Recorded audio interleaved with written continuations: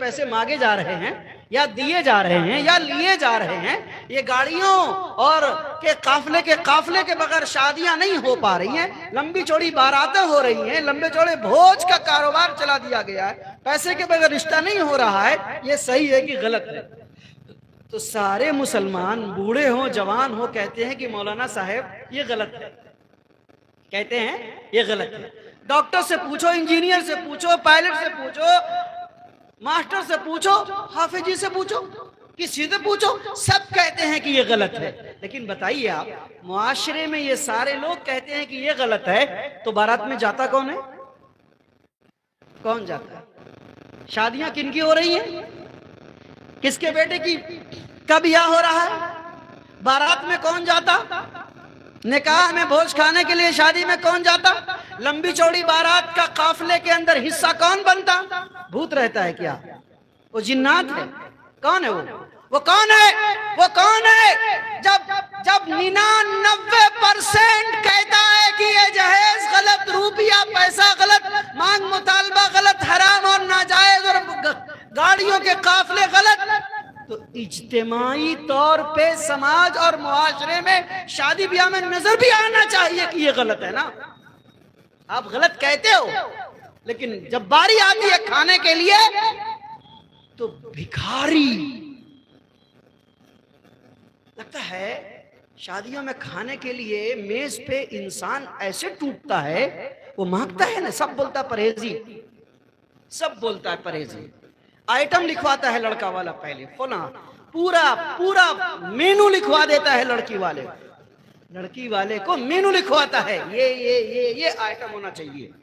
کل آپ کیا کریے گا شادی ہونے کے بعد, ہم اور آپ کے رشتہ دار ہو جائیں گے, اس سے کوئی مطلب نہیں. ابھی جو میرے لوگ آئیں گے, خاص طور پہ VIP لوگ آئیں گے, یہ تو پتہ نہیں پھر اگلے مرتبہ آپ کے دروازے پہ جائیں گے کہ نہیں جائیں گے. اس لیے آپ کو ان کا خوب شاندار ضیافت اور ان کی مہمان نوازی کرنی ہے. مہمان نوازی زبردستی ہوتی ہے. کون مہمان؟ ارے یار, بیوی کا بھائی بھی آتا ہے اگر بہن کے یہاں, بہنوئی کے یہاں, تو نہیں کہتا ہے کہ یہ مینو ہے میرا, میں آپ کے یہاں رات کو رہوں گا, یہ کھانا کھلائیے گا. ارے سالہ بھی نہیں کہتا, ارے بہنوئی بھی نہیں کہتا, ارے ماں بھی نہیں کہتی, ارے بھائی بھی نہیں کہتا, کوئی مینو نہیں لکھواتا. اور یہ بے ایمان, ابھی کچھ نہیں ہوا ہے اس کا, اس کی شادی نہیں ہوئی, اس کا نکاح نہیں ہوا, ایجاب و قبول نہیں ہوا, یہ مینو لکھواتا ہے لڑکی والے سے. یہ لڑکی والے سے مینو لکھواتا ہے, یہ انڈا, یہ مرغی, یہ مرغا, یہ خسی, یہ پلیٹ, یہ بریانی, یہ انار, یہ انارس کا انڈا, یہ سارے سامان لکھواتے ہیں. اور کھانے میں تھوڑی سی ڈسپلین میں کمی کوتاہی ہو گئی تو میرے پاس ہزاروں قصے ایسے ہیں کہ لاٹھی چل گئی بارات میں. دروازے پہ لڑکی کے باپ کو, بائی کو, لڑکی کے رشتہ دار کو, سالہ کو, لڑکی کے ماموں کو, لڑکی کے چاچا کو, لڑکی کے خاندان کے لوگوں کو ذلیل کیا گیا, مارا گیا, پیٹا گیا. دوستو, بزرگوں اور بھائیوں, کیا ہے؟ کیسا ایمان ہے تمہارا؟ کیسا اسلام ہے تمہارا؟ مسجد میں تم تبلیغی جماعت کے مشورے بھی کرتے, چلے بھی لگاتے, حج کو بھی جاتے, نماز بھی پڑھتے, چوک پہ چوراہے پہ لمبی چوڑی تقریریں ہانکتے ہو اور لمبے چوڑی کپ مارتے ہو, اور جب بات آتی ہے جہیز اور بارات اور بھوج کی تو بڑا پیٹ نکال کے سب کچھ ڈکار کے بھی چلے آتے ہو. شرم نہیں آتی؟ کہتے ہو کہ یہ غلط ہے, نہیں کھانا چاہیے. ارے نہیں کھانا چاہیے تو جاتا کیوں ہے؟ ارے بارات کون لے کے جا رہا ہے؟ ارے جنات ہے کیا؟ بھوت ہے کیا؟ ارے کون ہے بارات میں جانے والا؟ ابھی آج جب میں پیپرا آ رہا تھا تو برگاچی چوک کے پاس ایک بارات پہ نظر پڑی.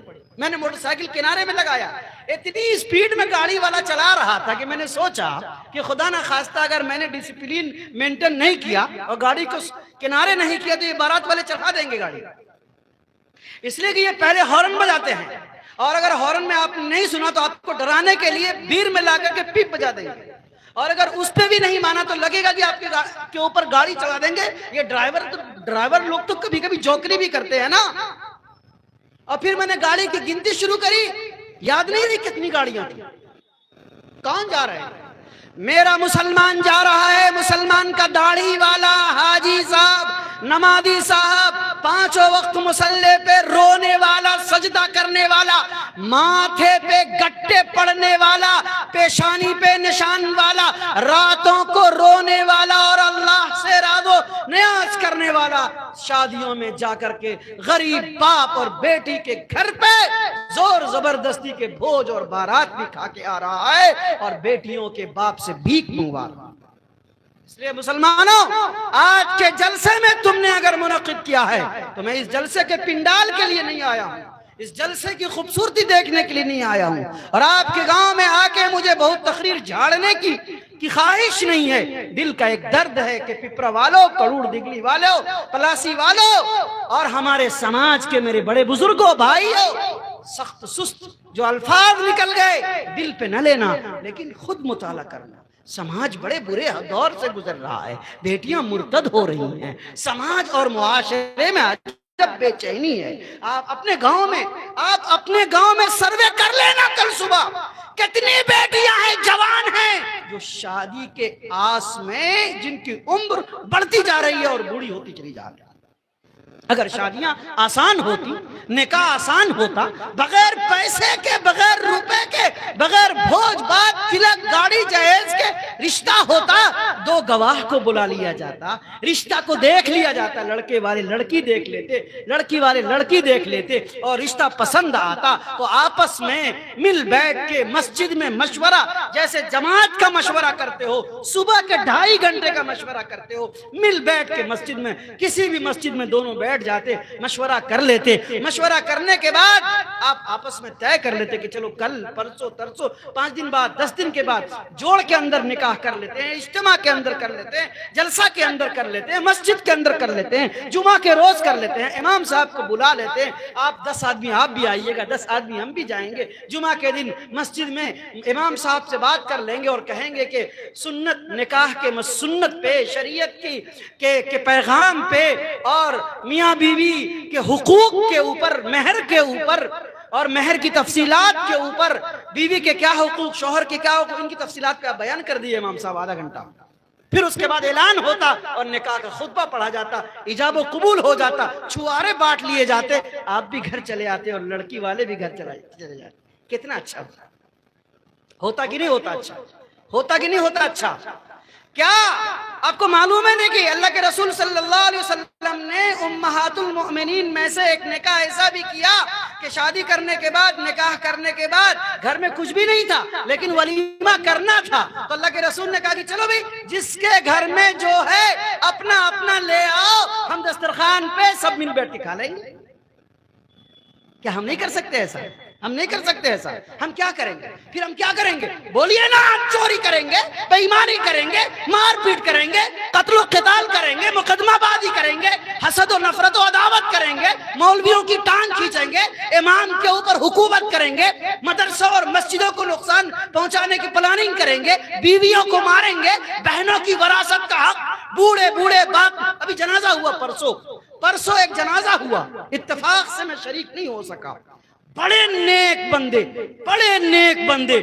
जब मैं मदरसे से पढ़ा के घर गया तो मेरी अहलिया ने कहा कि मुफ्ती साहब फला गांव में जनाजा था, बड़े नेक आदमी इंतकाल कर गए, मस्जिद से ऐलान हुआ, आप जनाजे में नहीं गए। तो मैंने कहा कि मुझे इल्म ही नहीं हुआ, मुझे किसी बताया नहीं, मैं पढ़ाने में मशगूल रहा, फोन देखा नहीं।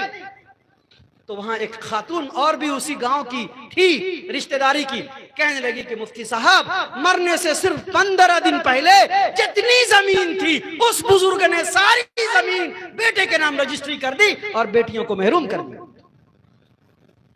ये बुजुर्गी है, ये बुजुर्गी है, ये चोरी है, ये बेईमानी है। बुजुर्गी नहीं चलेगी, ये ठग है, बुजुर्गी नहीं है।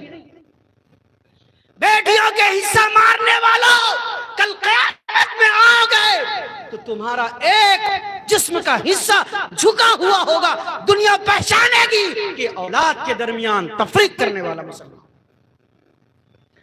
बीवियों और बेटियों के हुकूक अदा करो, वरासत में कमा हक दो। और एक बात अभी मैंने पढ़ी, बड़ी अच्छी बात लगी। एक किताब मैंने परसों मुताला किया तो उसमें लिखा था कि अगर آج کے دور میں لڑکی والے جب لڑکے کا پیغام آئے، قاری صاحب توجہ سے، لڑکے والے کا پیغام آئے تو پیسہ مانگ مطالبے کی بات جب وہ کرے تو کہے کہ ہم پیسہ نہیں دیں گے، روپیہ نہیں دیں گے، گاڑی نہیں دیں گے، سامان نہیں دیں گے۔ میرے 4 بیٹے، 2 بیٹی، 2 بیٹا، 4 بیٹی، جو کچھ بھی ہے، میں برابر بیٹی کا جتنا حق ہوگا، جو آپ کی دلہن بننے والی ہے اس کا شیئر زمین میں جتنا بنے گا، میں مرنے سے پہلے ابھی وعدہ کرتا ہوں کہ زندگی میں جو حصہ بحصہ برابر، میں آپ کو وعدہ دلاتا ہوں کہ بیٹی کا حصہ وراثت کا جو ہوگا میں آپ کو دے دوں گا۔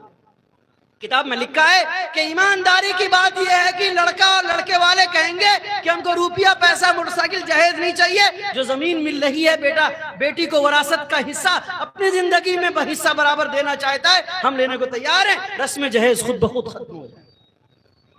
آئیے ہم اور آپ طے کریں، 41 منٹ ہو چکا ہے، میں اپنی بات کو ختم کرتا ہوں اور آپ حضرات کی سماعتوں کو مبارکباد پیش کرتا ہوں۔ بڑی سنجیدگی کے ساتھ آپ نے سنا اور بڑی بشاشت کے ساتھ آپ نے باتیں ہماری رکھی اور سنی۔ میں نے قرآن کریم کی آیت پڑھی تھی کہ مسجدیں بے شک اللہ کا گھر ہیں، اللہ کے ساتھ کسی کو شریک نہ ٹھہرانا۔ میں نے حضرت عمر فاروق رضی اللہ عنہ کی ایک روایت نقل کی تھی کہ ہم غریب لوگ تھے، ہم کمزور لوگ تھے، ذلیل لوگ تھے، بے شک اللہ تعالیٰ نے ہمیں اسلام کی بدولت سربلندی عطا فرمائی، عزت عطا فرمائی۔ اس لیے مسلمانوں، غریب ہو